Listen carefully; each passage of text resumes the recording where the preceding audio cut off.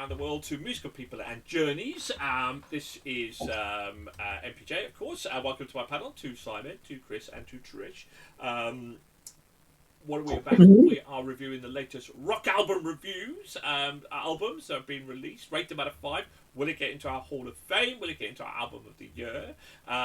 Who knows? Today we are reviewing Windwaker and their album Hyperviolence. Who are these guys? They're new to us, to the show. They're an Australian metalcore band from Melbourne, Australia. The band was formed in 2014. It currently consists of lead vocalist Liam, guitarist Jesse, and bassist Indey, DJ Connor Robbins, and drummer Chris Lalic. In 2002, they released their first studio album, Love Language. Prior to that, they released 2 EPs. Early Years and Fade. Windwaker were named after the Legend of Zelda game of the same name, and was formed in Wagga Wagga, New South Wales in 2014. The founding lineup featured vocalist Will King, bassist Indey, drummer Chris, and guitarist Mark and Will.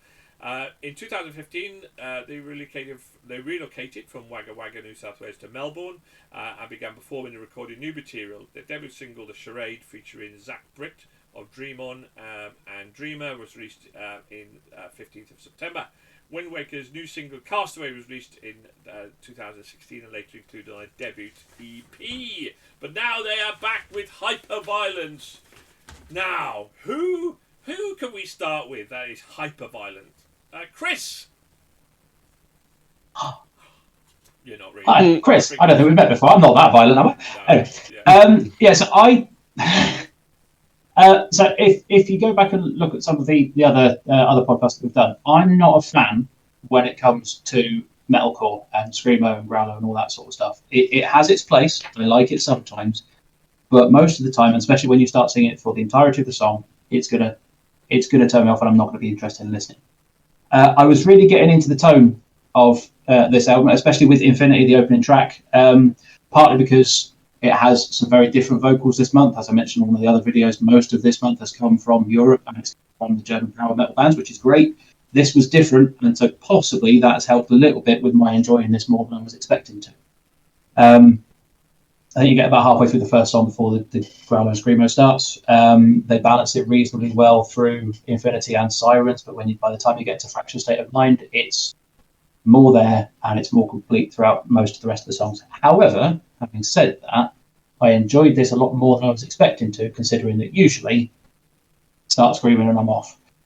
So I think possibly it's because this is the only album this month that has any growler, any screaming at all of that. I just had a bit more of an appetite for it. Maybe it's just the mood that I'm in. But no, I actually really enjoyed this.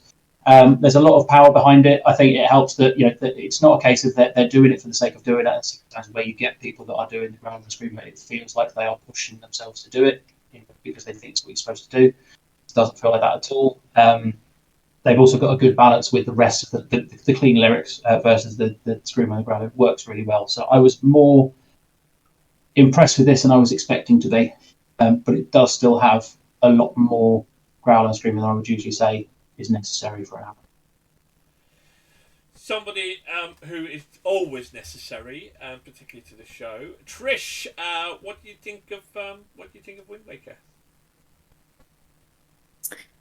So I listened to this like first thing in the morning at work, and one thing is for sure, this album woke me up, but for all the right reasons.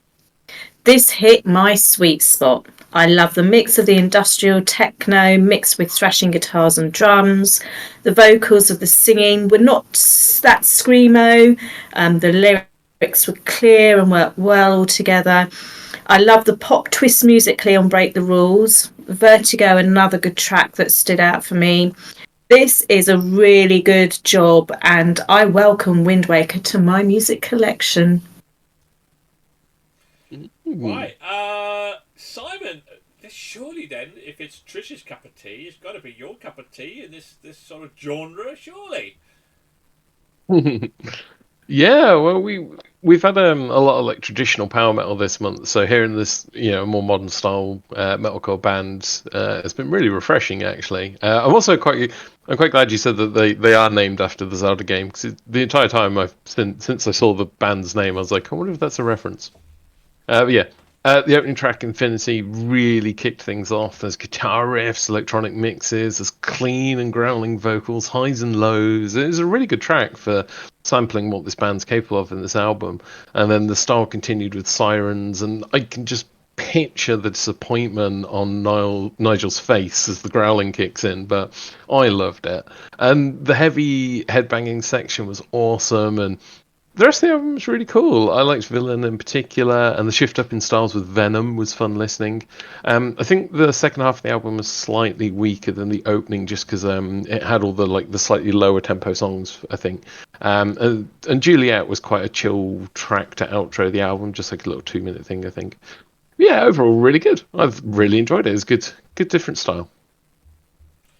Yeah, the album got better in the second half because it mellowed out a little bit. Yeah, I'm with Chris.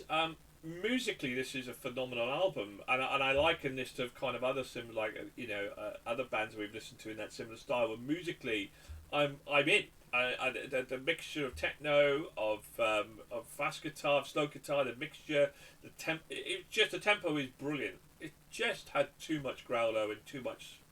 It was really angry at times, and it was a bit too angry at times for me. And I disagree with Trish entirely. I don't think that the vocals were entirely clear at all. How can the vocals be screaming and clear or growler and clear? That's the whole point of it, really. It just no, it doesn't kind of work really.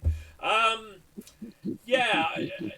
It was okay. It was good. I mean, because musically it was phenomenally talented, and the production and the mixing was just off the charts. And the second half there, because when they slid slow it down a little bit, I enjoyed it kind of more really. And I think that was a saving grace for me personally. But yeah, it was really solid album, really quite cool.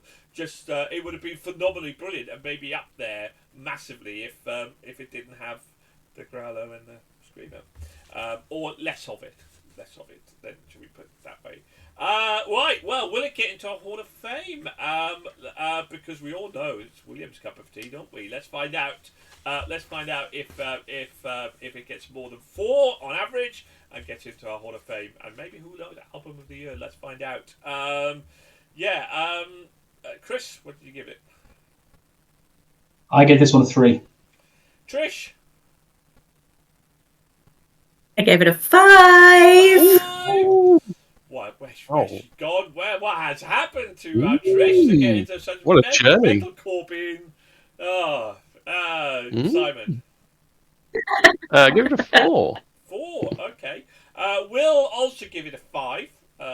So he obviously absolutely loved it. I give it a 3.5, which probably surprised you a little bit. But there we go. It's got 4.1.